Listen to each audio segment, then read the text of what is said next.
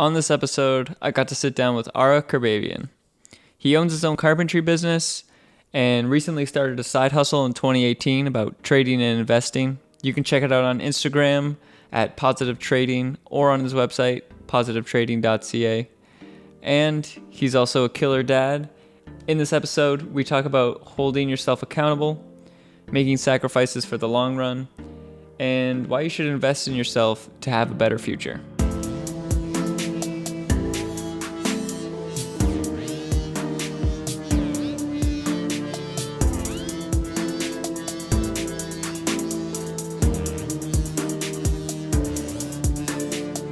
So let's just dive straight into a little bit of backstory of who you are and what your hobbies are. Okay, well, my name is Ara Kerbabian. I'm 24 years old. I'm the proud dad of a 5-year-old boy. I'm the owner of AMK Carpentry. It's a local Finnish carpentry business that I've been operating for the past 3 years. And just recently, in the first few months of 2018, I started a little side hustle on social media. And it's been really picking up, so I'm excited to talk about that. Right on. Yeah. So what made you want to start your contracting business? Well, I was working with a company in the union, local carpentry union. Are you still in the union? Nope. No? I left, man. You know what? Once I started getting good at what I was doing, I didn't want to make people money anymore. I just wanted to make the money for myself and just cut out the middlemen. So what I started doing was weekend work. I started filling up my weekends with side jobs. And it got to the point where I started making more money on the weekends than I would for the 5-day work week, right? Damn. So that's when I decided that, you know what, maybe it's a good time to venture out on my own. So I did. And just right out of the gate, it was good. I had a lot of work. Were you stealing potential clients from your past workers maybe? No, I didn't do any of that. I actually just utilized Kijiji. Boom. That was basically it, actually. I just utilized Kijiji, man. From the ground up? From the ground up, just started posting. When I was working with the union company, I'd take pictures occasionally of the work that I was doing specifically. I wouldn't take pictures of other people's work or anything, but just the stuff that I would do. And I would post that on Kijiji to kind of build a portfolio, right? Mm-hmm. And yeah, it took off, man. People started going for it. And the more I did little jobs here and there, the more the portfolio grew. My sister's also a graphic designer, so she helped me out doing a nice logo, t-shirts, stuff like that. Boom. And, branding. So I think branding is super important in basically any endeavor. So Do you get the whole package the whole package, man. So as time went on, it got a little easier, and we started scaling up to higher end projects, higher end clients, higher end homes, because the goal was to get into custom homes, right? Newly built custom homes. Now that's almost strictly what we do. So it's come a long way, man. I feel like people don't understand how key having a portfolio is. Mm-hmm. A lot of people, and it relates to my industry too, they'll be like, oh yeah, I can do that video, or I can do something like that. Yeah. It's well, you actually have nothing to show. Exactly. Great that you can do that, but I don't know. Yeah. I've never seen a picture or a video that you can complete that. So super important. For you being able to kind of see past that and be okay, I'm just going to do all this work really quickly. And so I can market myself as higher than what I am currently. I was building up the portfolio during those weekend jobs too. So I still had my job. I was playing it safe. I wasn't just going to quit and just go full force right away. I built it up until I gained enough confidence and had a good amount of pictures and details in my photo albums to show potential clients. Because when you walk into a client's house, it's sales. You got to sell them, right? Mm-hmm. You got to bring out the iPad and show them pictures and give them options. There has to be options. So that is the correct way to leave your main hustle. So yeah, safely and calculated, very calculated, not just right away without thinking about it. So you touched on having a little bit of a side hustle in 2018. Mm-hmm. What kind of got you interested in yours? What got me interested in it? A big inspiration is seeing the success of others. it's just inspirational. It makes you want to do more. Like I listen to podcasts and watch a lot of YouTube and read a lot of books to gain more knowledge and insight on further possibilities, right? Like I don't like being stuck. I don't like having a cap to what I'm doing.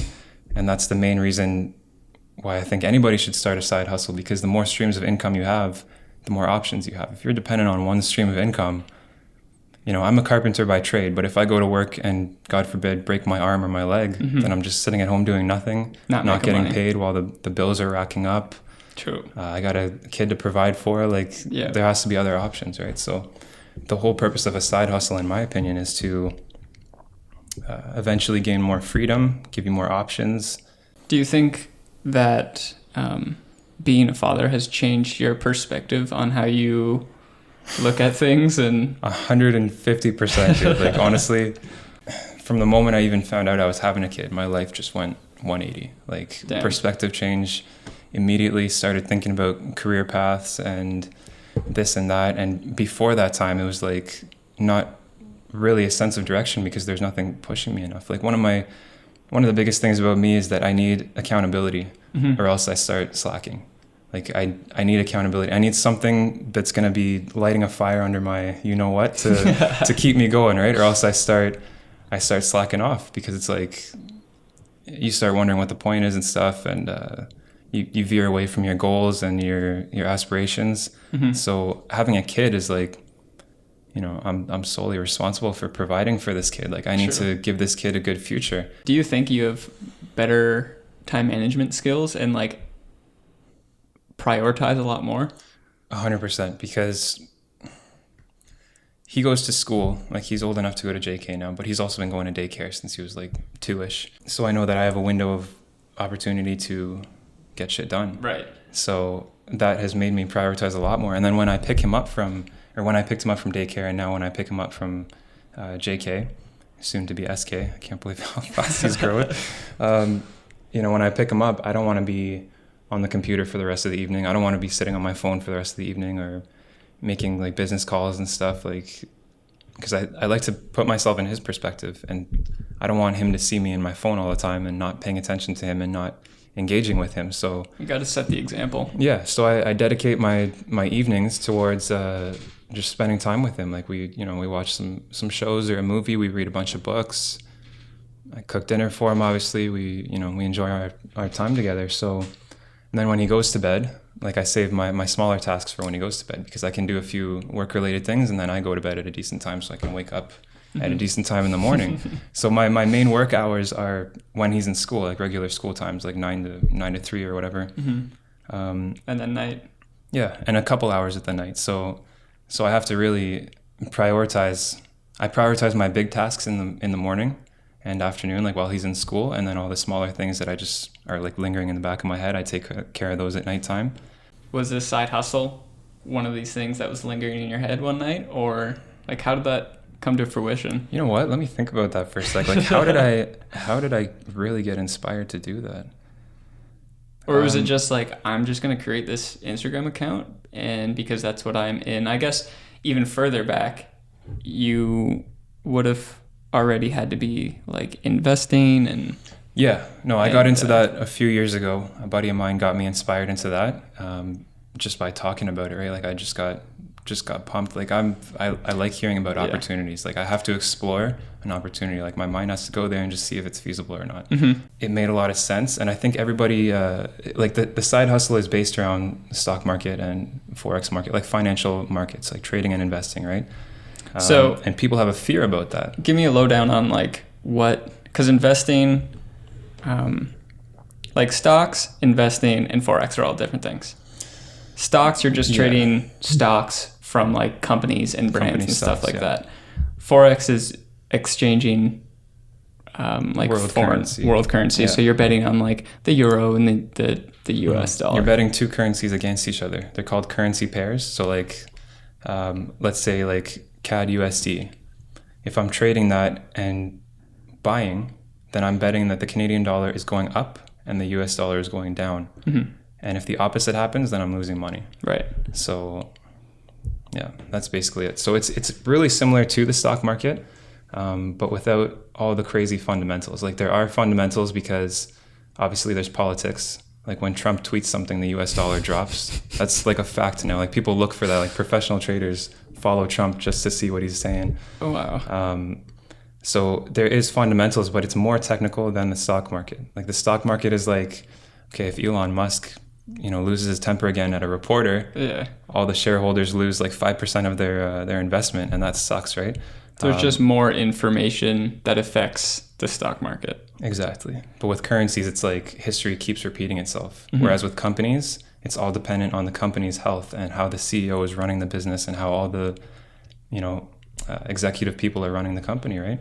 So with forex, it literally just goes back in history. Like you can go 20 years back and look at the same price pair, and you'll see the similar patterns because history always repeats itself. Wow. But that being said, every month there's fundamental reports that a country produces, just like a company, right? Like they say like the health of the country and the currency and job reports and earnings reports, all that kind of fun stuff.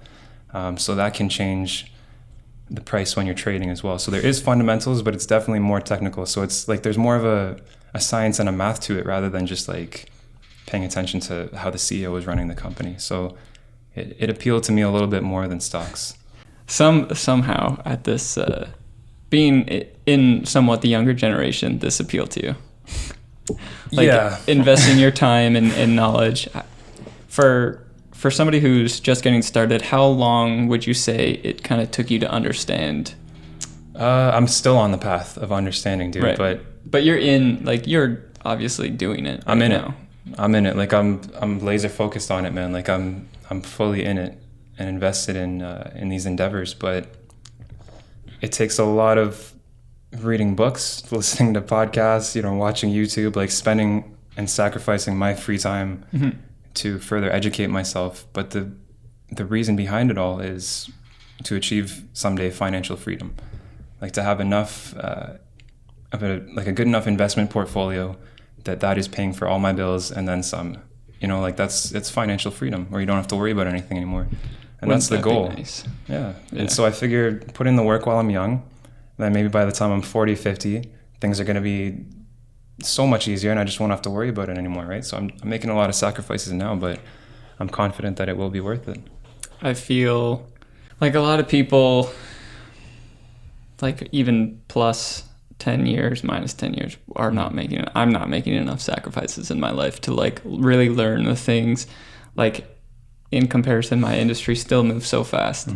You can't ever stop learning and like sacrificing your time to like always try to be at the top of your game. Of course. It's like a huge thing that I feel like is always underestimated in every market, company, or just like profession in general. Yeah, absolutely. It is hard to sacrifice time, like especially at a young age. It's very hard to make those sacrifices. But that also goes back to having my kid. Like that's, other things can push other people, but my kid is what pushes me towards making those sacrifices because I want to give him, I don't want to say I want to give him an easy life. Like I don't want to just feed him. I want to teach him how to hunt, but it's like, I do want to like lay the groundwork for an easier life for him, like giving him opportunity. I think that's what every parent wants to do to their kids. Yeah, give them a better opportunity. Set them up for success, and teach him how to utilize everything. Exactly. So, I guess you were learning all this and figuring out your way through everything, and then decided to open an Instagram account, and like. Was your goal to share what you've learned and try to like help other people? Absolutely. But the more I think about it now, the more I realize when I started getting into stocks and investing and, real estate investing, all that kind of stuff, I was inspired to go follow accounts like that on Instagram. And once I follow them, I'm always the kind of guy like looking at people going like, I could do that better. Like, why don't I do that? I could do that better than that guy. Like, I could do this better. Why you work for yourself. Exactly. It's in the blood, man. So, I'd follow all these accounts. I think there was like 4 or 5 accounts that I was following. They all had like, anywhere from like 20 to 50K followers on Instagram. And I was really inspired by those guys. And I remember this one guy on Instagram, his name is Investing Simple on Instagram. He was the first person I started following in that niche. and he created like an email list where he'd send out like blog posts and stuff. And he started sending out stuff about like being very open about how much money he makes from his Instagram account, because he monetizes it through a number of different ways, right? And that inspired me to make my own, because So you like, saw well, there's a lot these of potential numbers? here. Yeah, I saw the numbers, man. Like this guy had at the time that I saw this, he had about 50K followers or something. Now he's like way past 100, but with just like 50K followers, this guy was making I think it was about 15 to 1600 bucks a month, like consistently, just from an Instagram account, right? So it just blew my mind. It's like, well, that's like great supplementary income to my business. Like that provides more working capital. That it does so many things, right? And obviously, eventually, that could take off into a number of other directions. And I think the ultimate goal of a side hustle is to eventually surpass your regular income, right? Mm-hmm. Yeah. So I was super inspired by that, and then just got it started. And now those same people that inspired me are reposting all my content.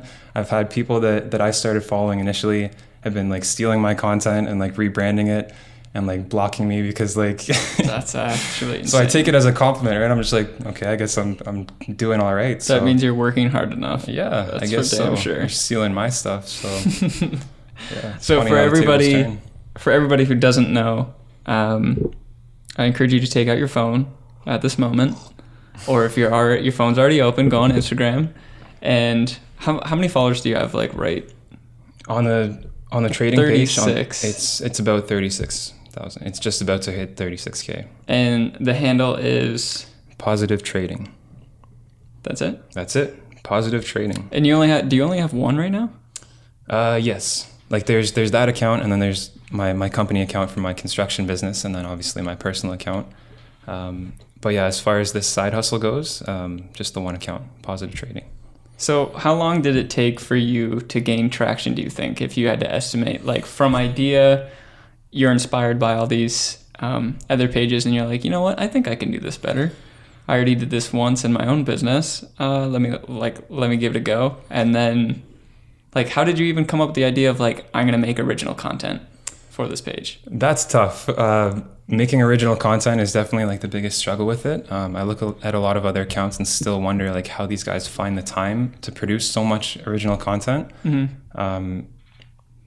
Honestly, a lot of the content that I produce is from whatever book I'm reading at the time. Like I read a lot of books. I try my best to read a book a week, maybe a book every 2 weeks. Damn, are you a fast reader? Not even super fast, man. Like I don't like speed read or anything. Like there's a lot of people who say they read like a book a day because they have this technique of skimming through it, and it's like, yeah, I've tried it. I don't enjoy it. I've tried it for like a couple pages, and I'm just like, So, but I dedicate time out of my day to read. Like I wake up early in the morning to read, and I read before bed too, instead of watching TV. I feel like it's easier on my eyes, like less screen time, right?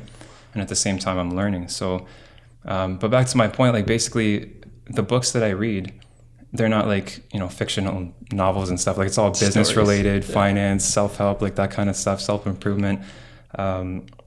So reading those inspires me to make my own content around those subjects. Like I'm not like plagiarizing or anything, but it's inspiration. And then I form it into a way to appeal to the masses a little bit better, because not everybody reads and not everybody can understand certain things in books. So I like to rearrange my thoughts into a way that can appeal to everybody, and the main goal is to inspire. Like I want to inspire other people the way I was inspired by these accounts to begin with. And when I get messages of people saying like, oh, thank you, like you've changed my mindset, like stuff like that from like across the world, like South Africa or, That's God nuts. knows where, like I get messages like every day from these people. It feels good. It feels really good. Yeah, I honestly think you're doing a fantastic job at Thanks, bro. doing exactly what your vision is, because regardless if you know the market or into that sort of thing, these positive influences and these mindsets that you're posting will definitely give you a real good reality check. Absolutely. Reality check. That's what it's all about. Reading is obviously huge for you. Mm-hmm. Do you think that helps drown out distractions? Because Absolutely. you're not thinking about, like, obviously you do make time to like watch TV or play video games or whatever it may be. I do. Like there's got to be a good balance for sure. Like I do still watch TV.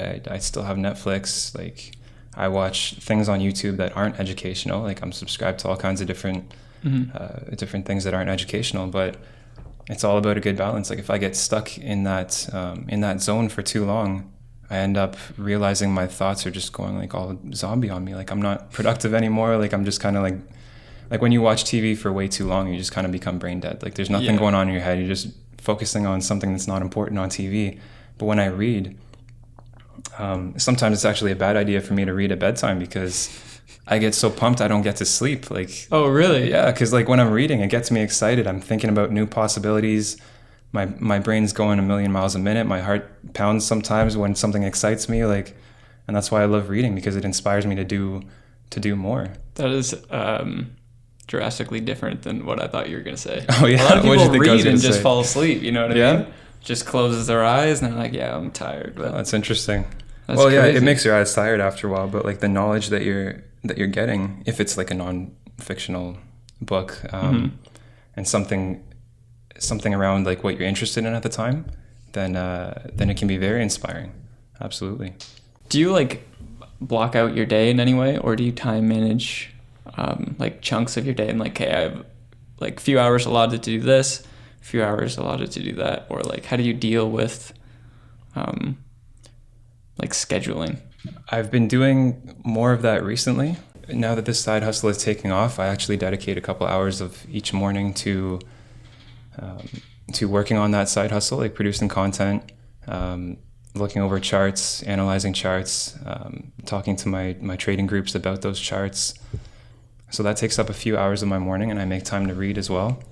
And then the day starts. I mean, a lot of the time I take time off from the construction company and just like focus on myself throughout the day. I go exercise and, cook dinner and prepare meals and stuff like that, and focus on the businesses as well from home. But when I do go to work for the construction company, it's a whole different schedule, because I have to wake up much earlier to take care of everything I need to for the side hustle. And then I go to like my 9 to 5, right? Did you have any like mentors or anything for learning? Unfortunately not. No, self-taught. I mean, a lot of people talk about like how important it is to have a mentor and whatnot, and I totally agree. Like I can see how that would be beneficial. But social media and YouTube and stuff like this is like, you can just go It's learn like virtual from mentors pretty much. Like I do have people that I follow like kind of religiously almost, and like really take what they say to heart in their content, and they inspire me to do better as well and improve what I'm doing in certain ways. But as far as like a physical like mentor in my life that I know personally, there hasn't been any, because nobody that I know and nobody in my family is in the same kind of field that I'm trying to get into and doing the things that I'm doing. So it's kind of tough to find a mentor, especially one that you trust and can get to know, right? For sure. So I feel like at this point, you've got to be thinking, or even past thinking, and trying to dive into, you're at 36K, you have an audience that cares, you're posting content that's valuable. Are you thinking about how to monetize it? Oh, of course. Like, how do I like grab emails from everybody? The emails is something that I've been thinking about more and more lately, but I have been monetizing it like pretty much right off the bat. Like not right off the bat, but once you gain I think once you pass the 10K mark, people start reaching out to you. Like you don't have to do a lot of the work anymore. Like people reach out to me and ask for just simple shout outs, like the Instagram story shout outs. And they pay for that. Like it's all via PayPal. So they send me PayPal money and I transfer it to my bank later on. Recently I've been getting people wanting me to promote their clothing line in the niche of investing and, that kind of stuff. Who knew clothing and investing? Right?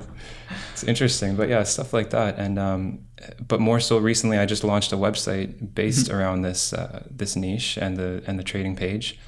It's called positivetrading.ca, same as the Instagram handle, but then .ca, right? That's going to be my main source of monetization, because I've started a membership, like a $30 a month membership for my trading group, my paid trading group, where I teach people how to trade. I give them signals that they should be trading so they can profit as they learn. Because nobody did that for me, so it's like I want to provide that for other people, and I'm making money at the same time, so it's a win-win situation. So what's your like argument on like why these people should should sign up. You're giving your time and knowledge away to these people for like $30 a month. You're giving them tips on like what you think the market's going to do or what you should trade, kind of. Yeah. So the first point is passive income. Like everybody should strive for passive income. Of course. There's a famous quote by Warren Buffett: if you don't learn how to make money while you sleep, you're going to work until you die. So passive income should be on everybody's priority list, at least somewhere, right? So that's the main selling point, is I can provide these people passive income. Like, trade with me, you can earn passive income. But the second point is that like I said earlier, I've dedicated so much of my free time and made so many sacrifices to learn this skill set. Most people aren't going to want to do that. True. Like, it takes a lot of time, it takes a lot of effort, and it takes up a lot of my mental capacity. But like I said, not everybody's going to want to do that. So I'm kind of saving them the time, but also giving them the option to be independent traders in the future. Because every trade signal that I'm providing, I'm giving analysis with it, so I can teach people why I'm telling you to do that, the evidence behind what I'm saying, and why it should be done. So in the future, if they want to be independent, they can be. But if they want to, if they don't have the full time to dedicate towards learning how to trade, then just stick with me. Just keep profiting. Like, learn little bits as you go, as you feel comfortable. Because like I said, I've sacrificed a lot of time to learn this skill set. Correct me if I'm wrong, but like, anybody could literally sign up with you. Yes. Pay $30 a month, not really know what they're doing, and still like just do what you're doing, basically. 100%. That's what it's you're literally giving the copying my knowledge for. trades. Yeah. Oh, okay. Yeah, literally copying my trades. So if it's working for me, it's going to work for everybody. Like, a trade signal basically is me telling you which pair to trade. Like, let's say go buy CAD JPY, Canadian dollar versus Japanese yen. Go buy that, and in the forex market, there's these things called a stop loss and a take profit limit. So you type in these numbers, and it's a level of the chart where you want the trade to close itself or take profit itself. So get in and get out. Get in and get out. Because if you don't have those limits, then you could put all your money into a trade, and all of a sudden, like, some news release about some country's economic whatever comes out, and then all of a sudden the price just plummets, and you lose like all the money in your account, and you're just back to zero, and you have to start over again. If you have a stop loss, though, it gets to that certain point and it closes the trade automatically, so you don't even have to monitor it. And then you lose a fraction of what you could have lost if you didn't have it. And take profit is the same, because when it gets to a certain point, it usually retraces and then goes back up, back down, back up, back down. So when it reaches the point that you expect it to reach, it closes and you secure your profit rather than potentially losing it a few minutes later. Yeah. So I tell them which limits to take. They just type it into their trading system, and they can profit the same way that I'm profiting. So they literally need no knowledge. Technically. But my one up on the competition is that you don't have to be stuck with this service forever. Like, this isn't something that you have to be paying for the rest of your life necessarily to do this, because like, you could just get in, learn from you, and then... Exactly. I'm teaching as you go. Like, what if I walk outside and get hit by a bus? And then what do? You still don't know how to trade. If I'm gone, you still don't know how to trade. So my one up on the competition is I'm teaching you how to trade. I'm teaching you how to trade. You can reach out to me anytime. I'll help you. We'll figure it out. And eventually, if you want to, you can become independent and do it on your own. Are other pages doing stuff similar to that, but just not offering their time? Not really? Not really, man. Like, all the other pages I follow, like, I've connected with a lot of similar pages in my niche that I talk to often, like, across the world. A lot of people in the States, a lot of people in the UK, like other accounts that have like 50K followers or so. Like, we keep in touch. We're part of an engagement group, so we comment on each other's stuff and boost engagement.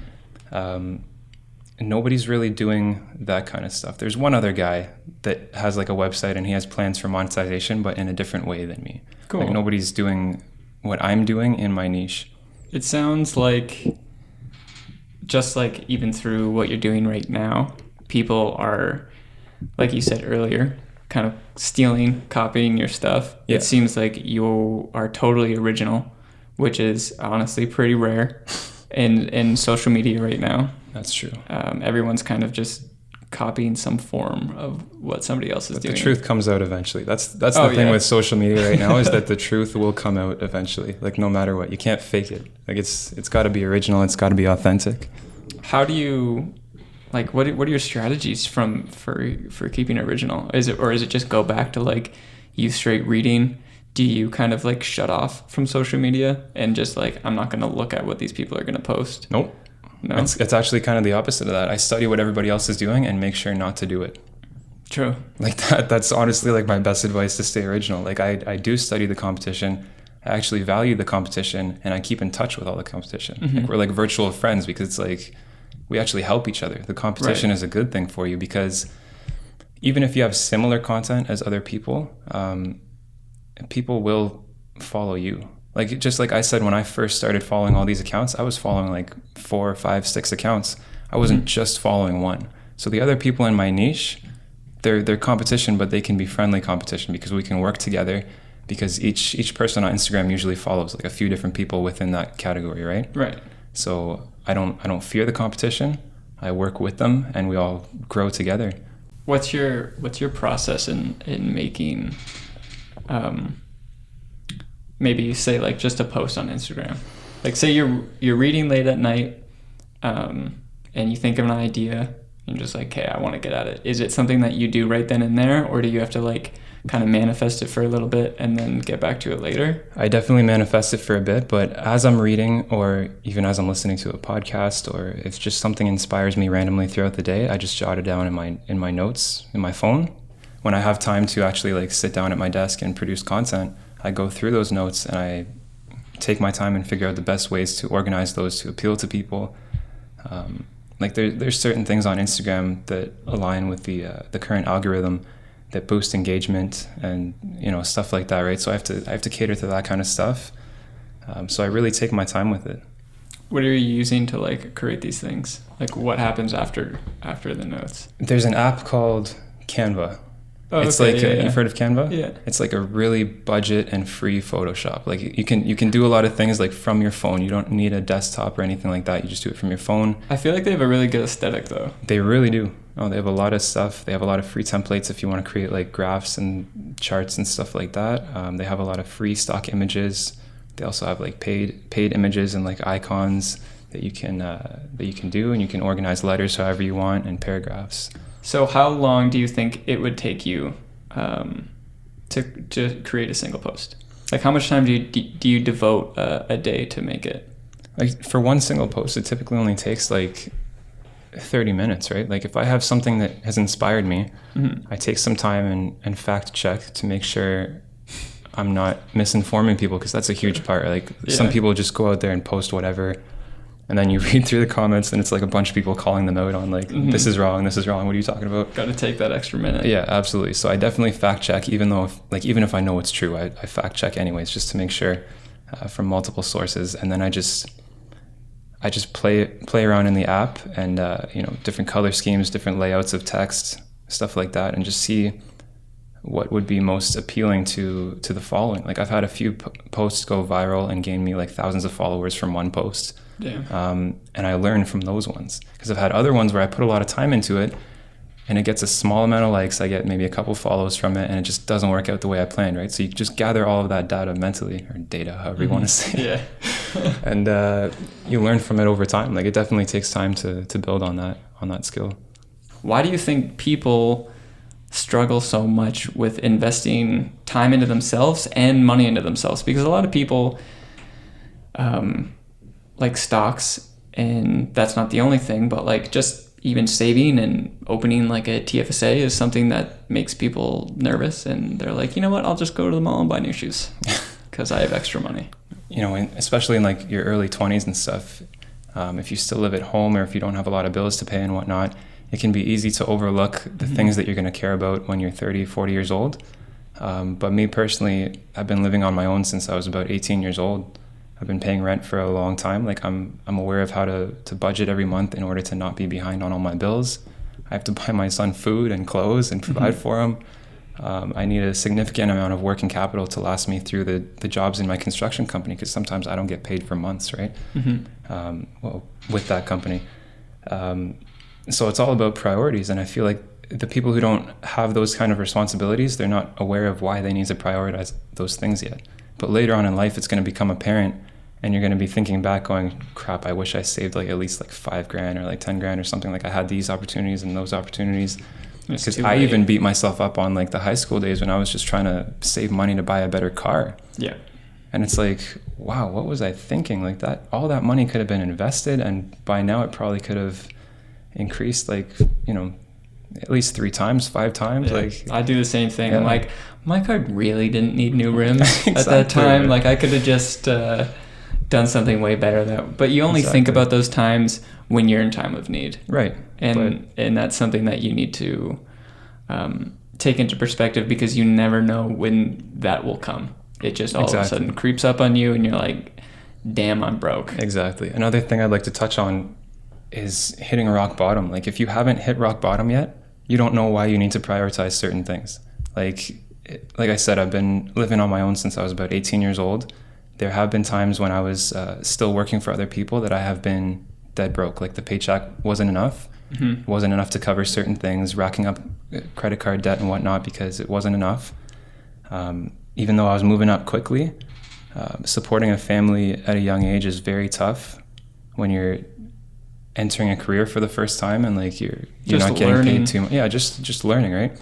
So if you haven't hit rock bottom, like to the point where you're wondering how you're going to provide dinner the next night, it's like, you know, why would I care? Like if you live at home and your parents are still buying all the groceries and like all that kind of stuff, like you're not going to get that feeling. Yeah, it's not realistic yet. So, but once you've hit rock bottom, you realize how badly you never want to be there again. Like I have been dead broke, mm-hmm. and I will make sure I do everything in my power to never get to that point again. At the time, it probably didn't seem like almost like a blessing. But now, would you say, looking back, that's where most of your perspective change came from? Of like, I know like what it was like living like that, and that's the motivation. Is that how you kind of stay motivated? Of like, absolutely, I'm never going to be there again. Absolutely, because it's terrifying. Like when if you're broke to the point where you're thinking about selling things that you care about, mm-hmm. just to pay a bill, that's something you never want to experience ever again in your entire life. So you do everything you can to prevent that, right? Would you have any advice for people that like are still living at home? The thing is, it's possible to learn from others' experiences. Like mm-hmm. people talk about hitting rock bottom and being in that place. You don't necessarily have to go to that place in order to learn those lessons, but it's all about discipline. Like you have to be disciplined enough to not let yourself get there, and disciplined enough to listen to others who have been there. But a lot of people have this thought that, oh, it's not going to happen to me. It's fine. It's not going to happen to me. But then when it does happen, then shit gets real. So it is possible to listen to other people who've been there and prevent it, but it's rare. And I was a good example of that, because a lot of people would tell me like, oh, don't do this, don't do that. You're like, it's fine. But then when shit hits the fan, you realize, okay, should have listened. Now I know for the future. And just kind of build off of it. Yeah, absolutely. But everything comes from experience, right? Like being told not to do a certain thing and then learning firsthand why you shouldn't do that certain thing is a completely different experience. If you could give like just one ideal thing for people to like how they could invest in themselves, what would be a way? Would you recommend like maybe invest more money into yourself, or maybe would it be time?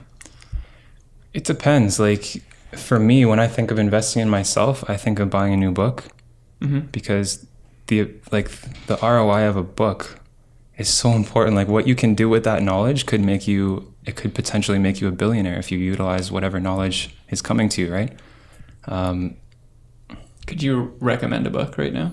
Recommend a book? Like anything. You know what? Gary Vee's Crushing It is an awesome book, especially for anybody who's trying to get into anything to do with social media. Like it puts things into perspective of how social media is like the new age of millionaires right now. Like that's how mm-hmm. it's taking over any other profession. Like 6 figures right now is hard to achieve with a regular job, yet the cost of living is going up so rapidly that 6 figures is almost necessary. So how else are you going to achieve it? Unless you become a doctor or a lawyer, and even then, like that's you put a lot of debt on your name from schooling and whatnot, and it takes a while to get out of that.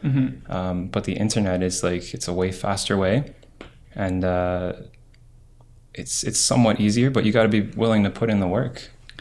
Right now, with like the internet and social media together, that is where like all the ads and all the revenue is coming from. You're just selling people's attention, even to what you're saying. Like you get paid for people's eyes. Exactly. Like you are the holder of these people's eyes, and it's just like, give me money and I will give you eyes on your product. Exactly. That's essentially what it is. I'm not sure where this quote came from, but it stuck with me for a long time. I can't remember where I heard it, but it's, once you have the attention, you can do what you want with it. So that's why it was important to me to build this Instagram following, because now I have attention. And once I have the attention, I can explore different business endeavors that have serious potential of monetization, because I already have the attention. Facts.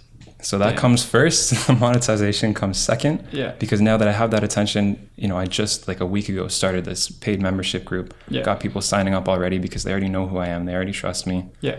That's that huge. kind of thing. So the attention comes first. I'm not sure where that quote came from though, but I wish I could remember. It's so true, because if you tried to enter the market with just like, here's my marketing plan, and here, I'll sign up with me for $30 a month, nobody would do it, because they don't know who you are, even if you're a really good trader. But now that you've gained a following and gained an audience that like care about you and the value that you bring to them, Exactly. give a shit. And touching on that as well, one thing I've been really focusing on lately, like mentally, I haven't put it into reality just yet, but one thing I know that I'm going to be working on is growing my personal brand along with the business brand. Because one thing I'm also realizing about the competition, like I study competition like you wouldn't believe. Like I'm always studying competition. One fault that I see in my competition is that nobody knows who they are. And why, like me if I were a customer, why would I want to give this person my money? I don't know who he is or she. Why do they deserve? Web. Yeah, it could be a number of different things, right? So I've found that if you grow your personal brand, then people know who they're dealing with, and the company is more reputable because they know they can come to you if they have a problem. And so my personal brand is something I've been lacking on. I think I have like 400 or 500 followers on my personal Instagram page, but they're not 36K on this business page. But if you grow them together, then there's a lot more possibilities. At the same time, I almost feel like it doesn't matter as long as your personal page. Doesn't matter the following as long as it's personable. Just in you have a sales background, and I feel like that's why you have a leg up on your competition. Right. Of like, I want to know who I'm giving my money to. Exactly. So if I can go through a simple click and be like, oh, it's this guy. Oh, okay, cool. Exactly. Rather than like I could just be giving my money away and not receiving any product. Exactly. So it kind of gives you a little bit more validity to like, hey, I'm just a regular guy just like you. That's right. And I'm just building this along, so like let's do this together. That's right. Like on the positive trading page, I recently added into the bio of the page, founder Ara Kerbabian, and I tagged my name. That was never there before. That was never there before, and I've actually noticed a big difference because people message me directly on my personal, be like this is who you are. That's awesome. Like thank you for helping me. Thank you for changing my mindset. Like I appreciate what you're doing. Please keep it up. Keep going. Don't stop. Don't listen to any haters. Like just keep doing what you're doing. And I appreciate that. And once they see the face, they realize like there's a human being behind this Instagram page. A lot of people forget that. Yeah, a lot of people forget that. I forget that sometimes too with people I'm following. But that's the thing. If there's a personal side to it, it's easier to connect with. Have you ever had any like negative feedback? On the Instagram page, no. Like I actually really haven't, to be honest. That's awesome. On my construction page, I've had a few people criticizing work because, tradesmen can be super picky and opinionized. But how do you deal with that? Like, do you reply to them? I reply to them with facts. Like there was this one guy who was commenting on like how I did something like to do with wainscoting that I did in somebody's home. And he was telling me, oh, I did this and this and this wrong. And I just responded like, like, what are you talking about? Like just responding with facts, like over and over again. And then the guy apologized. He's like, yeah, I'm sorry. Like I was just, So yeah, with that kind of stuff, there's a lot more criticism because tradesmen are very opinionized. But as far as the trading page goes, that little side hustle, there's been no negative feedback. When I first started the trading group, though, where I'm telling people the trades to make and giving them advice, there was this one guy, I think he was like from Russia or something. He took one of the trades, and keep in mind, not every trade is a winner. Like I give like 5 or so signals per day. Usually 3 out of 5 are winners, or 4 out of 5 are winners. There are some losers, and that's just a part of trading, right? I can see how that would get. Yeah. So this one guy, keep in mind, I could tell this guy was using a demo account, which is basically an unlimited number of fake money. Like you can, once you join the trading platform, you can open a demo account and trade with like 100 grand if you want, 500 grand, $1 million. True. So this guy was clearly using a demo account. And he's just like, yo, I just lost 15 grand from this trade that you sent. And I'm like, you need to pay that to me right away. I'm just like, I'm not responsible for any losses. Like I give disclaimers about that. And he was just like threatening my life, saying he's going to send his Russian friends to come find me, you know, all that kind of stuff. So you got to kind of put that aside, right? How do you respond with things like that? Do you like try your best to keep your cool and try to keep level-headed about everything and think it through? Of course. I'm not going to be scared and, you know, take this one guy's negativity and shut down my whole operation because of it. Because I actually posted about that guy within the trading group, just to give another disclaimer, being like, I'm not responsible for any losses. I'm not telling you guys you have to make this trade. I'm giving direction and advice, and I'm trying to help. Turn it into a lesson. Exactly. So if you lose, like, that's part of trading. Like we're gonna lose sometimes, but as long as the winners are bigger than the losers, then you're solid. But you know, people responded to that saying like, yo, don't listen to that guy. Like he's crazy. Don't worry about it. Not every trade can be a winner. Like you're helping everybody. Like keep doing what you're doing. Don't listen to them.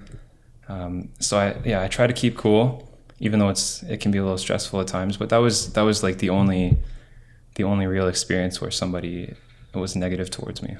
Is that something that you try to apply in your own life and maybe your son's life as well, just to take, because like shit happens in real life and like you mess up.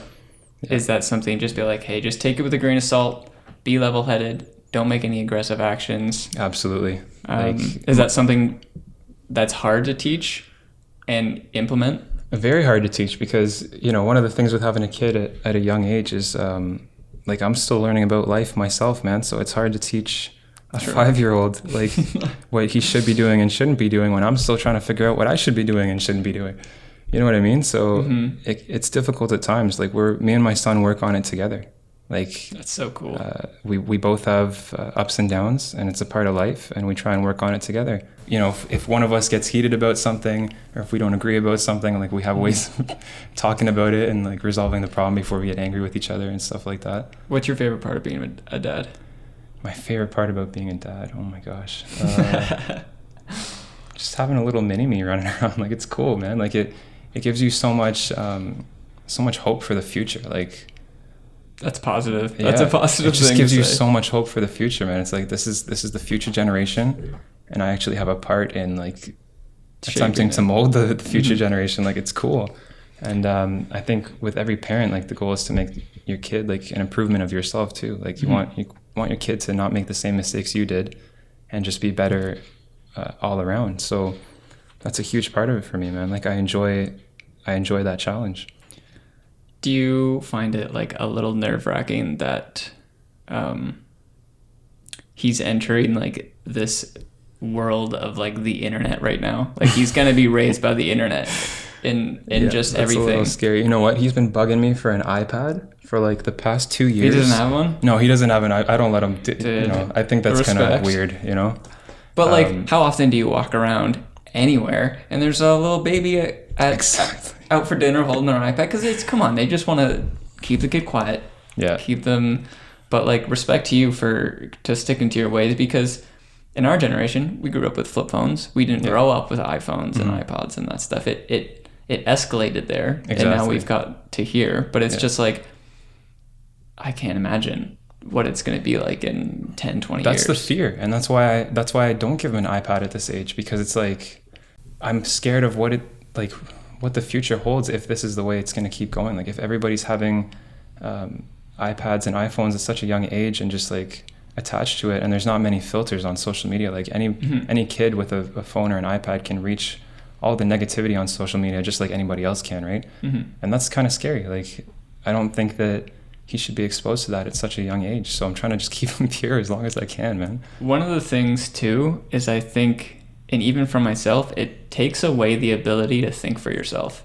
Like, I'll take a break, and I'll go on my lunch, and recently I've replaced it with reading, because I found I'll go on my phone, I'll watch a YouTube video, I'll scroll Instagram, and then I'll go back to work, and I'm like, I feel like I didn't have a break, because my brain never shut off, because I'm just listening to people and watching things and getting ads thrown at me. And I'm not thinking for myself, and I'm not letting my brain like decompress. I think that's one of the biggest things right now, of like, you're straight up just like giving your time and your energy away without knowing it. Absolutely. Yeah, it's hard to realize at the time. One of the people I connect with on Instagram posted about this recently, and we had a chat about it through direct messages. The importance of disconnecting. Like, I think it's huge, and I think as time goes on, everybody's neglecting it more and more and more. Like, we're all just glued to our phones, glued to the screens. Because it's hard to realize. It's very hard to realize, and then later on, you feel like you didn't accomplish anything throughout the day, and that's the biggest. There's so many negative aspects to it, but it all comes back to balance. Like, as hard as I work, I still do make time to go play basketball, to exercise, to watch Netflix, to play video games, to skate, like all kinds of things. So there's got to be a balance. One of the biggest things for you then is to keeping a very solid balance in your life. How do you, like, I'm aware that I need to be spending less time watching TV and spending less time in front of my computer and Instagram and stuff like that. How do you actually implement that into, like, okay, I got to go to the gym, I got to like do all these things? That's a difficult like, question, man. You need balance, and you're obviously succeeding at doing it, but like, how do you do it? Honestly, keeping yourself in check. Yeah, keeping my goals in check, man, because my goals, I have big goals. I don't just settle for like, oh, I want to make $100,000 a year. Like, no, I'm aiming for 8 figures, because then when you aim for that high, you'll start taking the steps to get to that point. And then you realize, well, 6 figures is nothing. 7 figures is even achievable if I keep on this path. But like, you got to aim high. Yeah. And that makes it easier to achieve the goals, because if I'm sitting around watching Netflix all day, I'm distancing myself so much from my goals. Yeah. And I'm just putting myself behind. So like, I'm all about fast tracking. Like, I want to keep fast tracking and doing everything I can to get to my goals faster. And my ultimate goal is financial freedom, obviously. And the freedom to not be told what to do or when to do it. To go on vacation whenever I feel like, stuff like that, right? So when I feel that I'm spending too much time doing this and that, like, on social media or watching TV or video games or something like that, I know it's taking me far away from my goals. So it's really just listening to yourself and being like look inside and be like, hey, I've been here for a while, let's move on. Yeah, self-discipline too. Yeah. But that comes with making mistakes. Like, you got to make mistakes. You got to fail. You got to make mistakes, because then when the opportunity comes around again to repeat history, you know that you should make a different choice. Cool, man. Yeah. I love where your head's at. Let's appreciate that, buddy. First wrap-up question we got is literally no rules. What's being slept on right now? What's being slept on right now? It could be an album, a film, food, anything. That's a great question. Yeah, you can think on that. Yeah. That's a tough question, man. You know what? I think like I'm gonna have to just be general about it. Like, just educating themselves. Like, that's the only thing that comes to mind. Like, because everything started changing for me when I took the time to start educating myself. Because they don't teach you anything about life in school. And I didn't even really go to school, but like, all my education came from being self-taught, and that's the beautiful thing about it. So I feel like what people are sleeping on is taking the time and making certain sacrifices to educate themselves, like reading books, listening to podcasts, going on YouTube for something educational rather than just something to consume. I'd have to say that, man. Can't get too specific about it. No, that's good. That's nothing so comes perfect. to mind immediately. That goes straight back to like take initiative of your own time and take back your own time instead of back just your own like time. coming out from work and then spend the next few hours just mindlessly scrolling or watching. Exactly. You could be learning. Yeah. What is one thing that you are thankful for right now? My son. that comes to mind immediately. Like, this kid has changed my life. He's everything to me. Like, he's my entire life. He's the reason I wake up in the morning. He's the reason I do what I do. He's what keeps pushing me to do better. And the way he looks up to me and tells his buddies about me and stuff is it's just the best feeling in the world. Like, I wouldn't necessarily recommend to people to have kids so young, but it's the best thing that's ever happened to me. And I wouldn't change it for the world. That's what I'm thankful for. Cool. And any advice that's stuck with you, either lifelong or just recent? Dude, so many things come to mind. I'm going to have a hard time picking something. I mean, this quote comes to mind. Again, I'm not sure who said this either, but if you don't build your dream, somebody's going to hire you to build theirs. And that sticks with me all the time. Dude, that is your story. Yeah, that is literally my story. That's why I don't conform to what other people want and what they want of me, and what they think I should be doing. And also some great advice is don't take business advice from somebody with a 9-to-5 job, really, because a lot of people want to tell you what to do when you're out on your own doing your own thing. And it's like, why should I listen to you? I mean, have you done it, or do you have any experience doing it? That's so good. Just in general, right? Like, you don't take advice from somebody who's never even thought about it before. Everybody wants to think they're a know-it-all and just tell you what to do, right? But you got to do it for yourself. Facts. Okay, hit him with the social plugs. Social plugs. Yeah. So my personal is Ara Kerbabian. AraKerbabian. The trading account is Positive Trading, and the website is www.positivetrading.ca. And if you want to check out the construction work that me and my crew do, it's AMK Carpentry on Instagram. Boom. Heard it here first. Get to it, people. Thank you very much for coming and sitting down. Thanks for having me, brother.